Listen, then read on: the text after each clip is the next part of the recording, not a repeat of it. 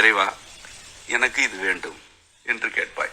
மீண்டும் மீண்டும் கேட்பாய். மீண்டும் உனக்கு அது கிடைக்கவில்லை என்றால், இதுதான் உன்னுடைய பாதை என்றால் நான் இதிலேயே இருக்கிறேன் என்று இறைவனோட ஒப்படைத்து விடுவாய். இவ்வளவுதான். இவ்வளவை தவிர வேறு எதுவுமே இல்லை. ஏனென்றால் இறைவன் யாவற்றையும் அறிந்திருக்கிறான். அவனே நம்மை படைத்திருக்கிறான். அவனே நமக்கு எவை வேண்டும் என்பதனையும் அறிந்திருக்கிறான் என்ற கருத்து இதில் இருக்கிறது. இதில் இருமாப்பிற்கு வேலை இல்லை. இதில் விருப்பம் இருக்கிறது, வினை இருக்கிறது. வினைப்பட்டு கொண்டே இருக்கிறோம். விளைவுகள் யாவையாக இருந்தாலும் நாம் அவற்றையெல்லாம் பொருட்படுத்தவில்லை. வினைப்பட்டு கொண்டே இருக்கிறோம். விருப்பத்தோடு வினைப்படுகிறோம்.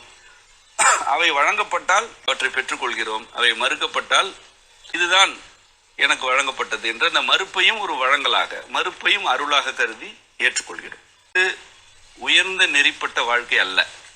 இது இயல்பான வாழ்க்கை. இது ஞானம் அல்ல. இது அடிப்படையான, மிக மிக அடிப்படையான இறைவனை பற்றிய அறிவு.